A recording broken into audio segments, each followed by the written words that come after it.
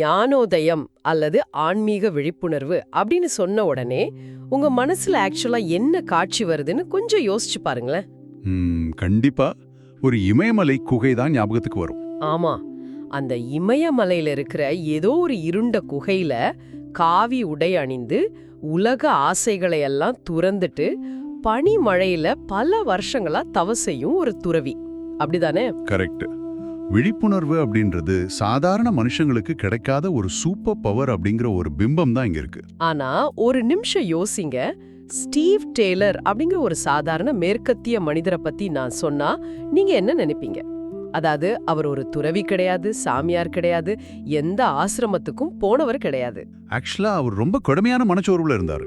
அதேதான், தற்கொலை எண்ணங்களின் விளிம்புல நின்ற ஒரு சாதாரண மனிதர். அப்படிப்பட்ட ஒருத்தருக்கு திடீர்னு ஒரு நாள் காலையில தூக்கத்திலிருந்து விழிக்கும் போதே ஆழ்ந்த மன அமைதியும் இந்த உலகத்தோட ஒரு புதிய தொடர்பும் கிடைச்சதுன்னு சொன்னா உங்களால நம்ப முடியுதா? ஆமா, அவருக்கு ஒரு முழுமையான ஞானோதயம் கிடைச்சது. இது ஏதோ ஸ்டீவ் டெய்லருக்கு மட்டும் நடந்த ஒரு அதிசய நிகழ்வு கிடையாது. விழிப்புணர்வு அப்படிங்கிறது குகைகள்ல மட்டும்தான் நடக்கும், ஆசிரமங்களுக்கு தான் போகணும் அப்படிங்கிற கற்பனையை தாண்டி உங்கள மாதிரியும் என்ன மாதிரியும் அன்றாடம் வேலைக்கு போற சாதாரண மனிதர்களுக்கும் இது நிகழ்ந்துட்டு இருக்கு. அட அப்படியா? அந்த விஷயத்தை தான் இன்னைக்கு நாம ரொம்ப ஆழமா பிரிச்சு பார்க்க போறோம். இதுக்கு நமக்கு ஒரு பெரிய வழிகாட்டியா இருக்க போறது ஸ்டீவ் டேலர் எழுதின தி லீப் அப்படிங்கிற புத்தகம். ரொம்ப முக்கியமான புத்தகம் இது. உலக புகழ்பெற்ற ஆன்மீக எழுத்தாளர் எக்கார்ட் டோலே கூட இந்த புத்தகத்துக்கு முன்னுரை எழுதியிருக்கார். ஆமா, விழிப்புணர்வுனா என்ன, வாழ்க்கையில நாம சந்திக்கிற பெருந்துயரங்கள் எப்படி இந்த விழிப்புணர்வுக்கு வாசலை துறக்குது, அப்புறம் அந்த புதிய மனிதன் எப்படி உலகத்தை பார்க்கறான் அப்படிங்கறத நீங்க தெரிஞ்சுக்கணும். இது தத்துவ வகுப்பு கிடையாது, மனித மனதோட அறிவியல். எக்ஸாக்ட்லி. சரி, நாம விஷயத்துக்கு வருவோம். டெய்லர் ஒரு அடிப்படையான கேள்வியை முன்வைக்கிறாரு. நாம எல்லோரும் காலையில அலாரம் அடிச்சதும் தூக்கத்திலிருந்து விழிக்கிறோம். ஆனா நிஜமாவே நாம முழிச்சிட்டு தான் இருக்கோமா? இது ரொம்ப சுவாரஸ்யமான கேள்வி. நம்ம எல்லாருக்குமே ஒரு நினைப்பு இருக்கு, அதாவது நம்ம ரொம்ப தெளிவா இருக்கோம், நம்ம வாழ்க்கையை நாம தான் கண்ட்ரோல் பண்றோம்னு. ஆமா, நான் அப்படி முழிச்சிட்டு இருக்கேன்னு தான் நினைக்கிறேன். ஆனா டெய்லரோட பார்வையில மனிதர்களோட தற்போதைய சாதாரண மனநிலை, அந்த நார்மல் அடல்ட் ஸ்டேட் அப்படிங்கறதே உண்மையில ஒரு தூக்க நிலை தான். இது எப்படி தூக்கம்னு சொல்ல முடியும்? உடல் செயல்படுது, ஆனா உங்க மனசுக்குள்ள என்ன நடக்குதுன்னு கொஞ்சம் கவனிச்சு பாருங்க. நம்ம மூளைக்குள்ள எப்போதுமே ஒரு இடைவிடாத சிந்தனை ஓட்டும், ஒரு வாய்ஸ் ஓடிக்கிட்டே இருக்கு இல்லையா? ஆமா, மைண்ட் எப்போ ஏதோ பேசிட்டே தான் இருக்கும். கரெக்ட். ஒரு விஷயத்தை பத்தி யோசிப்போம், உடனே அது கடந்த காலத்துல நடந்த ஒரு கசப்பான சம்பவத்தை ஞாபகப்படுத்தும். அதுக்கப்புறம் நாளைக்கு என்ன நடக்கணும் ஒரு பயத்தை உருவாக்கும். Future tension. அதேதான். இப்படி நாம எப்போதுமே இந்த நிமிஷத்துல, அதாவது இங்க இப்போது வாழதே கிடையாது. எதுலயுமே ஒரு முழுமையான திருப்தி இருக்காது. எப்பவும் ஏதோ ஒரு குறை இருக்கிற மாதிரியே தோணும். நம்மள சுற்றியுள்ள உலகத்திலிருந்து மற்ற மனிதர்கள் கிட்ட இருந்து நம்ம தனிமைப்படுத்தப்பட்டதா ஒரு உணர்வு எப்பவும் இருந்துகிட்டே இருக்கும். இதத்தான் டெய்லர் எப்போதுமே மனதிற்குள் உழன்று கொண்டிருக்கும் நிலை அப்படின்னு சொல்றாரு. அதாவது வெளியில நடமாடிட்டு இருந்தாலும் உண்மையில நம்மளோட எண்ணங்களுக்குள்ள சிறைப்பட்டு தூங்கிட்டு இருக்கோம்னு சொல்றீங்களா? 100க்கு 100 உண்மை. ஒரு கனவு உலகத்துல தூங்கிட்டு இருக்கோம். ஓ, அப்போ நாம பாக்குற உலகத்தை நாம அப்படியே பார்க்காம நம்மளோட எண்ணங்கள் அப்படிங்கிற ஒரு ஃபில்டர் வழியா பார்த்துட்டு இருக்கோம். எக்ஸாக்ட்லி. அதனாலதான் நம்மளால இயற்கையோட அழகையோ ஒரு சின்ன சந்தோஷத்தையோ முழுசா அனுபவிக்க முடியல. சரி, அப்போ அந்த விழிப்புணர்வு அடைஞ்ச துறவி அப்படிங்கிற பிம்பம், அவங்களுக்கு இந்த எண்ணங்கள் இருக்காதா? அந்த துறவி பிம்பம் அப்படிங்கிறதே ஒரு மாயதான். சாதாரணமா வேலைக்கு போறவங்களுக்கும், ஏன் வாழ்க்கையில கடுமையான மன உளைச்சல்ல இருக்கிறவங்களுக்கும் கூட இந்த விழிப்புணர்வு நடக்குது. ஓஹோ. எக்கார்ட் டோலே அவரோட முன்னுரையில இத ரொம்ப அழகா சொல்றாரு. விழிப்புணர்வுனா என்னன்னு ஒரு வரியில சொல்லணும்னா, அது சிந்தனைக்கு கீழே செல்வது கிடையாது, சிந்தனைக்கு மேலே எழுவது அப்படின்னு சொல்றாரு. சிந்தனைக்கு மேலே எழுவதுன்னா கொஞ்சம் விளக்கமா சொல்ல முடியுமா? அதாவது நாம என்ன நினைச்சிட்டு இருக்கோம்னா, நம்ம மூளைக்குள்ள ஓடுற எண்ணங்கள் தான் நாம் அப்படின்னு நினைச்சிட்டு இருக்கோம். ஆனா உண்மை அது கிடையாது. அப்புறம் எது நான்? என்னோட எண்ணங்கள் நான் அல்ல. அந்த எண்ணங்கள் வந்து போவதை கவனிக்கும் ஒரு விழிப்புணர்வு இருக்கு இல்லையா, அதுதான் உண்மையான நான் அப்படிங்கறத உணர்வதுதான். இது ஆங்கிலத்துல டிஸ்ஐடென்டிஃபிகேஷன் ஃப்ரம் தாட் அப்படின்னு சொல்றாங்க. எனக்கு இது கொஞ்சம் இடிக்குதே. மனிதர்கள்னாலே சிந்திக்கும் திறன் கொண்டவங்க தானே, தர்க்க ரீதியா யோசிக்கிறது தான் விலங்குகள்ட்ட இருந்து நம்மள பிரிச்சு காட்டுது. ஆமா, கரெக்ட். அப்படி இருக்கும்போது சிந்தனையிலிருந்து விலகுவது அல்லது எண்ணங்களை நிறுத்துறது அப்படிங்கறது நம்மள ஒரு ரோபோ மாதிரியோ இல்ல எந்த உணர்ச்சியும் இல்லாத மரக்கட்டை மாதிரியோ மாற்றிடாதா? கண்டிப்பா கிடையாது. இது நிறைய பேருக்கு வர்ற ஒரு நியாயமான சந்தேகம்தான். விழிப்புணர்வு அப்படிங்கிறது சிந்தனையை கொல்றதோ மூளைய மழுங்கடிக்கிறதோ கிடையாது. அப்ப அது எப்படி வேலை செய்யும்? ரொம்ப சிம்பிளா சொல்லணும்னா, சிந்தனைக்கு நாம அடிமையாகாம இருக்கிறது. இப்ப நாம எப்படி இருக்கோம்? மூளைக்குள்ள ஒரு நெகட்டிவ் எண்ணம் வருது. என் வாழ்க்கை அவ்வளோதான், நான் தோத்துட்டேன் அப்படின்னு ஒரு வாய்ஸ் சொல்லுது. ஆமா, உடனே நாம அப்செட் ஆயிடுவோம். கரெக்ட். அந்த எண்ணத்தோட அப்படியே ஒன்றிணைந்து நாமே அந்த கவலையா மாறிடுறோம். ஆனா விழிப்புணர்வு அடைஞ்ச நிலையில இதே எண்ணம் வரும். ஆனா அவங்க அது கூட ஒன்றிணைய மாட்டாங்க. ஓ, கொஞ்சம் தள்ளி நின்னு பாப்பாங்களா? அதேதான். ஒரு ரயில்வே ஸ்டேஷன்ல பிளாட்ஃபார்ம்ல நின்னுட்டு ட்ரெயின் வந்து போறது வேடிக்கை பார்க்குற மாதிரி தன்னோட எண்ணங்கள் வரதையும் போறதையும் ஒரு சாட்சியா நின்னு கவனிப்பாங்க. அட, தேவைப்படும் போது மட்டும் சிந்தனையை ஒரு கருவியா பயன்படுத்துவாங்க. அதாவது மனசு உங்களை ஆட்டி படைக்கிற நிலை மாறி நீங்க மனசோட எஜமானனா மாறுறீங்க. சிந்தனைய ஒரு கருவியா மட்டும் பயன்படுத்துறது ரொம்ப ஆழமான விளக்கம். சரி, இந்த விழிப்புணர்வை அடைய நாம எல்லாரும் வேலை வெட்டிய விட்டுட்டு தியானம் பண்ண போகணும்னு அவசியம் இல்லைன்னு சொல்லிட்டீங்க. ஆமா, அவசியமே இல்ல. அப்போ சாதாரண மனிதர்களுக்கு இது எப்ப நடக்குது? நாம அன்றாட சந்திக்கிற மிக கடினமான தருணங்கள்ல தான் இது நடக்குதுன்னு புத்தகம் சொல்லுது. இது எப்படி சாத்தியம்? இதுதான் இந்த ஒட்டுமொத்த விஷயத்தோட மிக முக்கியமான பகுதி. இத உளவியல்ல அதிர்ச்சிக்கு பிந்தைய வளர்ச்சி அல்லது போஸ்ட் ட்ராமேட்டிக் growth அப்படின்னு சொல்றாங்க. சாதாரணமா நம்ம வாழ்க்கையில ஒரு பெரிய துயரம் வரும்போது, அது ஒரு விபத்தா இருக்கலாம், குணப்படுத்த முடியாத நோயா இருக்கலாம், பண இழப்பா இருக்கலாம், அல்லது நாம உசுரா நேசிக்கிற ஒருத்தரோட மரணமா இருக்கலாம். அந்த மாதிரி நேரத்துல நாம டோட்டலா உடைஞ்சு போயிடுவோமே. கரெக்ட். ஆனா அந்த தீவிரமான மனவேதனையோட உச்சக்கட்டத்துல என்ன நடக்குதுன்னா, அது வரைக்கும் நாம நமக்குள்ள ரொம்ப ஸ்ட்ராங்கா கட்டி வச்சிருந்த பழைய ஈகோ அப்படிங்கிற அகங்கார கட்டமைப்பு சுக்குநூறா உடைஞ்சு சிதறிடுது. ஈகோ உடைஞ்சு செதறுதா? கொஞ்சம் இருங்க. ஈகோங்கிறது ஒரு வகையான திமிருன்னு தானே நாம பேச்சு வழக்குல சொல்றோம். அதுக்கும் இதுக்கும் என்ன சம்பந்தம்? இங்க நாம ஈகோங்கிற வார்த்தைய திமிர் அப்படிங்கிற அர்த்தத்துல பயன்படுத்தல. அப்போ எப்படி புரிஞ்சுக்கிறது? புத்தகத்துல வர்ற ஐரீன் அப்படிங்கிற பெண்ணோட கதையை வச்சு இதை கொஞ்சம் விளக்க முடியுமா? ஏன்னா ஐரீனுக்கு மார்பக புற்றுநோய் இருக்குன்னு கன்ஃபார்ம் ஆகுது. டாக்டர் கூப்பிட்டு உங்களுக்கு இன்னும் 1 வருஷம் தான் டைம் இருக்குன்னு சொல்றாரு. ஆமா, ரொம்ப ஷாக்கிங்கான விஷயம் அது. இது எப்பேற்பட்ட அதிர்ச்சி! ஆனா அவங்க எப்படி அதுக்கப்புறம் ஒரு விழிப்புணர்வு அடைஞ்சாங்க? மரணத்தோட வாசல்ல நின்னுட்டு இருக்கும்போது எப்படி அமைதி கிடைக்கும்? நான் முதல்ல சொன்ன மாதிரி ஈகோ அப்படிங்கிறது நம்மளோட அடையாளம். நான் ஒரு இன்ஜினியர், நான் ஒரு அப்பா, எனக்கு இந்த பேங்க் பேலன்ஸ் இருக்கு, என் வாழ்க்கை இப்படிதான் இருக்கணும் அப்படின்னு நாமளே நமக்காக உருவாக்கி வச்சிருக்கிற ஒரு கட்டமைப்பு. ஓ, ஐடென்டிட்டி. ஆமா, இந்த ஈகோவோட முக்கிய வேலை என்னன்னா நம்மள பாதுகாக்கிறது, வரப்போற பிரச்சனைகளை சமாளிக்கிறது. இப்போ ஐரீனோட நிலைமையை யோசிங்க. மரணம் உறுதின்னு தெரிஞ்சிருச்சு. ஈகோவால இதை எந்த வகையிலையும் சமாளிக்க முடியாது.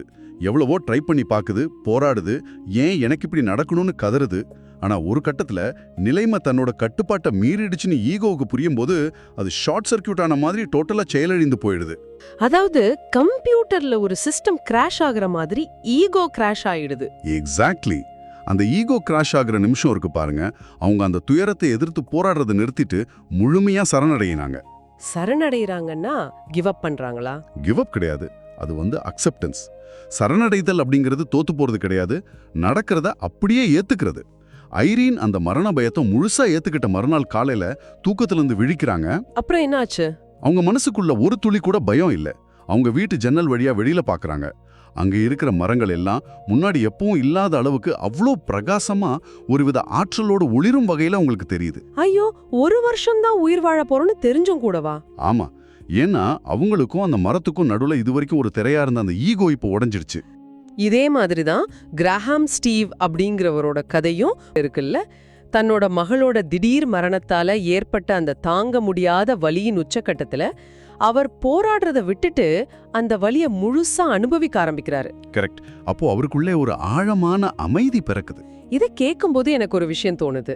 ஒரு கம்பளி பூச்சி இருக்கு, அது ஒரு இருண்ட கூட்டுக்குள்ள தன்னைத்தானே அடைச்சுக்கிட்டு அந்த கூட்டுக்குள்ளே முழுமையா சிதைஞ்சு அழிஞ்சு திரவமா மாறின பிறகுதான் அது ஒரு அழகான பட்டாம்பூச்சியா அந்த கூட்டை உடைச்சுக்கிட்டு வெளியே வர முடியும். ரொம்ப அழகான உதாரணம் இது. அந்த கூடு அப்படிங்கிறது தான் ஈகோ. துயரம் அப்படிங்கிறது அந்த கூட்டை உடைக்கிற கல். அந்த கூடு உடைஞ்சால் ஒழிய உள்ள இருக்கிற பட்டாம்பூச்சிக்கு சுதந்திரம் இல்ல அப்படிதானே? ஆமா, நீங்க சொல்றது 100க்கு 100 உண்மை. நம்ம எல்லாருக்குள்ளயும் ஒரு உயர்ந்த சுயநிலை உறங்கிட்டு தான் இருக்கு. ஆனா அந்த ஈகோ அப்படிங்கிற கூடு ரொம்ப கெட்டியா அதை கவர் பண்ணி வச்சிருக்கு. நம்ம சாதாரணமா சந்தோஷமா இருக்கும்போது அந்த கூடு உடைய வாய்ப்பே இல்ல போல. அதேதான். அதனாலதான் இயற்கையோ அல்லது வாழ்க்கையோ ஒரு மிகப்பெரிய பெருந்துயரத்தை கொடுத்து அந்த பழைய கட்டமைப்பை உடைக்குது. ஓ, சோகம்ங்கிறது ஒரு ஆபரேஷன் மாதிரி. ஆமா, அந்த துயரம் உங்களை அழிக்கிறதுக்காக வரல, உங்களுக்குள்ள உறங்கிட்டு இருக்கிற அந்த உண்மையான விழிப்புணர்வு அடைஞ்ச புதிய மனிதனை வெளியே கொண்டு வர்றதுக்காக நடக்கிற ஒரு ப்ராசஸ் அது. சரி, ரொம்ப அருமையா சொன்னீங்க. இப்ப அந்த பழைய ஈகோ உடைஞ்சிடுச்சு, புதிய நிலை பிறந்துடுச்சு. ஒருத்தர் அந்த லீப் எடுத்துட்டாரு.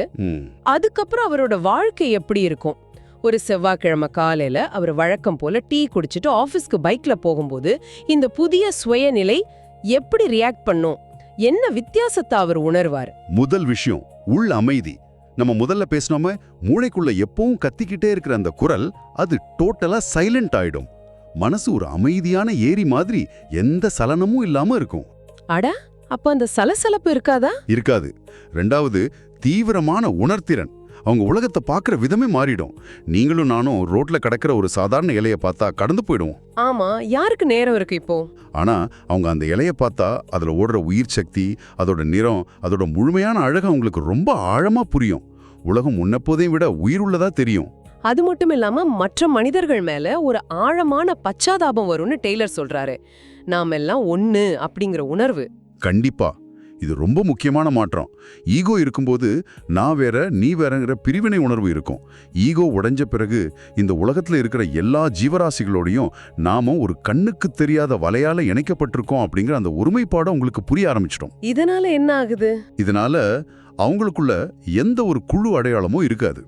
நான் இந்த மதம், நான் இந்த இனம், ஏன் நாடு தான் பெருசு அப்படிங்கிற குறுகிய வட்டங்கள் எல்லாம் அவங்களுக்கு சுத்தமா அர்த்தமற்றதா மாறிடும். எல்லார் மேலேயும் ஒரு சமமான அன்பு, பிரதிபலன் எதிர்பார்க்காத உதவும் மனப்பான்மை இயல்பாவே வந்துடும். இருங்க, இந்த இடத்துல ஒரு பெரிய பிராக்டிக்கல் பிரச்சனை வருது. என்ன பிரச்சனை? மனசுக்குள்ள சத்தமே இல்ல, உலகத்துல எல்லாரும் ஒண்ணு, எல்லாருமே அன்பா இருக்கிறாங்க அப்படின்னா அவங்க நிஜ உலக பிரச்சனைகளை எப்படி ஃபேஸ் பண்ணுவாங்க? நீங்க பிராக்டிக்கல் லைஃப பத்தி கேக்குறீங்க? ஆமா, அவங்க பேங்க் அக்கவுண்ட்ல பணம் இருக்காது, பில் கட்டணும்னு நினைப்பு இருக்காது, ஆபீஸ்ல பாஸ் திட்டினா கோபம் வராது. அப்புறம் எப்படி வாழ்க்கைய ஓட்டுறது? அவங்க அப்படியே உலகத்தை விட்டு ஒதுங்கி சன்னியாசி மாதிரி ஆயிட மாட்டாங்களா? இது நிறைய பேருக்கு வர டவுட் தான். அவங்களுக்குள்ள இருக்கிற அந்த இன்னர் வாய்ஸ் தானே பில் கட்டணும்னு ரிமைண்ட் பண்ணணும். இது ரொம்ப பிராக்டிக்கலான கேள்வி. இதனால தான் நிறைய பேர் விழிப்புணர்வு அடைய பயப்படுறாங்க. ஆனா புத்தகம் இதுக்கு ஒரு சூப்பரான விளக்கம் கொடுக்குது. விழிப்புணர்வுக்கு முன்னாடி நம்ம ஈகோ எப்படி செயல்பட்டுச்சுன்னா, அது ஒரு நகரத்தை ஆளும் சர்வாதிகாரி மாதிரி செயல்பட்டுச்சு. அந்த சர்வாதிகாரி எப்பவும் டென்ஷனா இருப்பான், அதிகாரத்துக்காக ஆசைப்படுவான், மத்தவங்கள குறை சொல்லிட்டே இருப்பான், நகரத்தோட வளங்களை எல்லாம் சுயநலத்துக்காக அழிப்பான். கரெக்ட். ஆனா விழிப்புணர்வுக்கு அப்புறம் அந்த ஈகோ முழுமையா செத்து போறது கிடையாது. அந்த சர்வாதிகாரியோட பதவி பறிக்கப்பட்டு அவர் ஒரு சாதாரண நிர்வாகியா மாற்றப்படுறார். ஓ, அதாவது ஈகோவோட வேலை மாறுதே தவிர அது அழியறதில்ல. சர்வாதிகாரிக்கு பதிலா இப்போ ஒரு மேனேஜர் வந்து உட்கார்ந்துட்டா. ஆமா, இந்த புதிய நிர்வாகி ரொம்ப அமைதியானவர். அவர் தேவையில்லாம பேச மாட்டாரு. எப்போ இபி பில் கட்டணுமோ, எப்போ ஆபீஸ்ல ஒரு பிரசன்டேஷன் கொடுக்கணுமோ, அப்போ மட்டும் தன்னோட சிந்தனையும் அறிவையும் ஒரு கருவியா எடுத்து பயன்படுத்துவார்.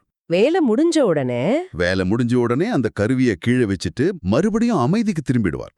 அவர் மழைய பார்த்து ஏன் மழை பெய்யுது, என் வாழ்க்கை எப்பவும் இப்படித்தான், டிராஃபிக் ஆகுமேன்னு புலம்ப மாட்டார். மழை பெய்யுது, கொடையை எடுத்துக்கலாம்னு ஒரு நிர்வாகியா செயல்படுவார். அப்போ எமோஷனல் ரியாக்ஷன் இருக்காது, ஆனா ஆக்ஷன் இருக்கும். எக்ஸாக்ட்லி. அதனால விழிப்புணர்வு அடைஞ்சவங்க சாதாரண உலக வாழ்க்கைய இன்னும் ரொம்ப சிறப்பாவும் நேர்த்தியாவும் எந்த மன அழுத்தமும் இல்லாம வாழ முடியும். எவ்வளவு அற்புதமான உதாரணம்! மனசுல இருக்கிற அந்த சர்வாதிகாரி ஒரு அமைதியான நிர்வாகியா மாறுறது.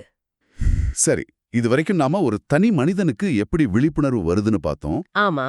ஆனா இந்த புத்தகம் கடைசியா ஒரு பெரிய விஷயத்தை தொடுது. இது ஏதோ 1-2 பேருக்கு நடக்கிற விஷயம் இல்ல. இது ஒட்டுமொத்த மனித குலத்தோட பரிணாம வளர்ச்சி அப்படிங்கிற ஒரு மெகா கான்செப்டை முன்வைக்குது. நாம பரிணாம வளர்ச்சி அப்படின்னு சொன்னோன்னே குரங்குல இருந்து மனிதன் வந்தது, நாம நிமிர்ந்து நடக்க ஆரம்பிச்சது அப்படின்னு உடலியல் ரீதியான மாற்றத்தை மட்டும்தான் நினைக்கிறோம். ஆமா, டார்வின் தியரி அதானே சொல்லுது. ஆனா பரிணாமம் அதோட நிக்கல. பல்லாயிரக்கணக்கான வருஷங்களுக்கு முன்னாடி வாழ்ந்த ஆதி மனிதர்களையும் பழங்குடியின மக்களையும் கொஞ்சம் யோசிச்சு பாருங்க. அவங்களுக்கு இயற்கையோட ஒரு ஆழமான ஆன்மீக தொடர்பு இருந்துச்சு. அவங்க தங்களை மரங்கள்ல இருந்தோ மிருகங்கள்ல இருந்தும் பிரிச்சு பார்க்கல. ஆனா காலம் போக போக நம்ம விவசாயம் பண்ண ஆரம்பிச்சோம், நகரங்களை உருவாக்கினோம். அதுக்கு நமக்கு தர்க்கரீதியான சிந்தனை ரொம்ப தேவைப்பட்டுச்சு. Logical thinking. அதேதான். அந்த லாஜிக்கல் சிந்தனையை நாம வளர்க்க இயற்கையோட இருந்த அந்த ஆழமான தொடர்பை நாம இழந்துட்டோம். இதைத்தான் டெய்லர் மனித குலத்தின் வீழ்ச்சி அப்படின்னு சொல்றாரு. அதாவது மூளைய வளர்க்க போய் நம்ம மனசை தொலைச்சிட்டோம், அப்படிதானே? லாஜிக் வளர வளர கனெக்ஷன் கட் ஆயிடுச்சு. எக்ஸாக்ட்லி. இப்ப நாம பேசுற இந்த பாய்ச்சல் அல்லது விழிப்புணர்வு அப்படிங்கிறது மறுபடி பழைய மாதிரி காட்டுக்குள்ள போய் வாழ்றது கிடையாது. நாம வளர்த்துக்கிட்ட இந்த அறிவுபூர்வமான சிந்தனையோட சேர்த்து நாம இழந்த அந்த ஆன்மீக தொடர்பையும் ஒரு உயர்ந்த தளத்துல திரும்ப பெறுவது. இதுதான் மனித குலத்தோட அடுத்த கட்ட பரிணாமம். எப்படி ஒரு தனி மனிதனுக்கு வரக்கூடிய பெருந்துயரம் அவனோட ஈகோவை உடைச்சு விழிப்புணர்வை கொடுக்குதோ, அதே மாதிரி இன்னைக்கு உலக அளவுல நடக்கிற போர்கள், கொரோனா மாதிரியான பெருந்தொற்றுகள், காலநிலை மாற்றங்கள், மன அழுத்தங்கள், இது எல்லாமே ஒட்டுமொத்த மனித குலத்துக்கும் நடக்கிற ஒரு டிராமா. Collective drama. ஆமா. இந்த வழிகள் மனித குலத்தை ஒட்டுமொத்தமா இந்த விழிப்புணர்வை நோக்கி தள்ளுற ஒரு உந்து சக்தியா இருக்கலாம். இத கேட்கும்போது எனக்கு உடம்பு சிலிர்க்குது. அப்போ எனக்குள்ள ஏற்படுற குழப்பங்களும் நான் அமைதியை தேடி ஓடுறதும் வெறும் என்னோட தனிப்பட்ட பிரச்சனை கிடையாது. மனித குலத்தோட ஒட்டுமொத்த பரிணாம வளர்ச்சியில நானும் ஒரு அங்கம் வகிக்கிறேன். கண்டிப்பா. என்னோட வழியும் இந்த உலகத்தோட வளர்ச்சியும் ஒன்னோட ஒன்னு பின்னி பிணைஞ்சிருக்கு. ஆமா. ஒவ்வொரு தனி மனிதரும் தங்களுக்குள்ள இந்த விழிப்புணர்வை நோக்கி ஒரு அடி எடுத்து வைக்கும்போது ஒட்டுமொத்த மனித இனமும் அந்த புதிய உலகத்திற்கு மாறுறதுக்கு நாம உதவி செய்யறோம். நீங்க அடையிற ஒரு சின்ன விழிப்புணர்வு ஒட்டுமொத்த மனித குலத்தின் பரிணாம வளர்ச்சிக்கு நீங்க வைக்கிற ஒரு செங்கல் மாதிரி. ரொம்ப ஆழமான, அதே சமயம் ரொம்ப நம்பிக்கையான ஒரு பார்வை இது. இது வரைக்கும் நம்ம நிறைய விஷயங்களை அலசி இருக்கோம். ஆமா, நிறைய கவர் பண்ணிட்டோம். விழிப்புணர்வுனா அது குகையில நடக்கிறது இல்ல, நம்ம ஊரு டிராஃபிக்ல நடக்கிறதுன்னு ஆரம்பிச்சு நம்ம மனசு எப்படி இடைவிடாத சிந்தனையில தூங்கிட்டு இருக்குன்னு பார்த்தோம். அதை விட முக்கியமா நம்ம வாழ்க்கையில வர்ற இழப்புகளும் வலிகளும் நம்மள அழிக்கிறதுக்கு இல்ல, அது நம்மளோட பழைய ஈகோவை ஷார்ட் சர்க்கியூட் பண்ணி உள்ள இருக்கிற ஒரு புது அமைதியான மனிதனை வெளியே கொண்டு வர்ற ஒரு ப்ராசஸ் அப்படிங்கறது ஐரீன் கதையிலிருந்து ரொம்ப ஆழமா புரிஞ்சுக்கிட்டோம். கரெக்ட். சத்தம் போடுற சர்வாதிகாரி அமைதியான நிர்வாகியா மாறுறதையும் இது ஒட்டுமொத்த மனித குலத்தோட பரிணாம வளர்ச்சின்னு பல கோணங்கள்ல பேசிட்டோம். இந்த ஒட்டுமொத்த உரையாடல்ல இருந்து நாம எடுத்துக்க வேண்டிய ஒரு சிம்பிளான ஆனா பவர்ஃபுல்லான விஷயம் என்னன்னா, நீங்க தேடுற அந்த மன அமைதியோ விழிப்புணர்வோ எங்கேயோ வெளியில தேட வேண்டிய விஷயம் கிடையாது, நம்ம கிட்டயே இருக்கு. ஆமா, அது உங்க மனசுக்குள்ளேயே உங்க எண்ணங்களுக்கு பின்னாடி ரொம்ப அமைதியா காத்துட்டு இருக்கு. நீங்க செய்ய வேண்டியதெல்லாம் அந்த எண்ணங்களோடு ஒன்றிணையாம அதை கொஞ்சம் தள்ளி நின்னு கவனிக்கிறது மட்டும்தான். இத கேட்டுட்டு இருக்கிற உங்களுக்கு நான் சொல்ல விரும்புறது ஒன்னே ஒண்ணுதான். உங்க வாழ்க்கையில நீங்க சந்திக்கிற மிக கடுமையான துயரமோ யாராலும் புரிஞ்சுக்க முடியாத வலியோ அது வெறும் தண்டனை கிடையாது, அது ஒரு வாசல். கண்டிப்பா ஒரு போர்ட்டல் தான் அது. ஆமா, உங்க பழைய ஈகோவை உடைச்சு ஒரு புதிய அமைதியான உண்மையான வாழ்க்கைக்குள்ள உங்களை கூட்டிட்டு போறதுக்காக இயற்கை உங்களுக்கு கொடுத்திருக்கிற ஒரு வாய்ப்பு. அந்த வலியை எதிர்த்து போராடாம அதை ஏத்துக்க பழகுங்க. இறுதியா உங்களுக்குள்ள ஒரு சிந்தனையை தூண்டுற கேள்வியை நான் விட்டுட்டு போக விரும்புறேன். மனித குலத்தோட அடுத்த கட்ட பரிணாம வளர்ச்சி அப்படிங்கிறது இன்னும் பெரிய பெரிய கம்ப்யூட்டர்களை கண்டுபிடிக்கிறதோ, பறக்கிற கார்ல போறதோ, இல்ல இன்னும் புத்திசாலியா மாறி லாஜிக்கா யோசிக்கிறதோ கிடையாது. அப்புறம் என்ன? ஒருவேளை எப்படி தேவையில்லாம சிந்திக்காம இருக்கிறது அப்படிங்கறத நம்ம கத்துக்கிறது தானோ. இடைவிடாத எண்ணங்கள்ல இருந்து விடுபட்டு மனித குலத்தோட ஆகப்பெரிய சாதனை அப்படிங்கறதே வெறும் அமைதி தானோ. இது கொஞ்சம் யோசிச்சு பாருங்களேன். ரொம்ப பவர்ஃபுல்லான கேள்வி இது. ஆமா, நாம் ஆரம்பத்துல பேசின அந்த இமயமலை குகையில இருக்கிற துறவியோட அமைதி நாளைக்கு காலையில உங்க வீட்டு ஹால்ல காஃபி குடிச்சிட்டு இருக்கும்போதே உங்களுக்கு கிடைக்கலாம். மீண்டும் ஒரு சுவாரஸ்யமான ஆழ்ந்த அலசலில் சந்திப்போம்.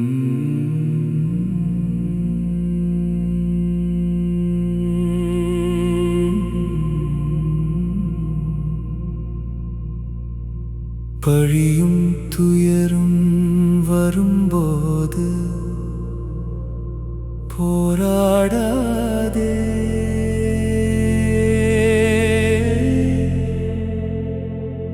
அமைதியாக ஏற்றுக்கொள். அந்த நிமிடத்தில் மனதின் சுமை மெதுவாக கரையும்.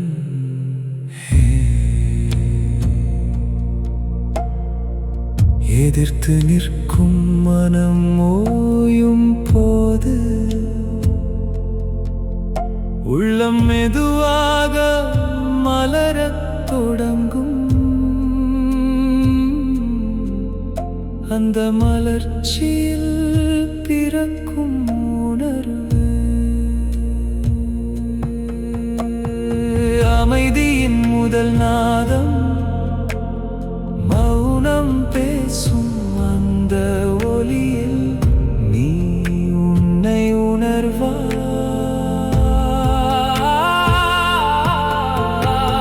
சிந்தனை சற்று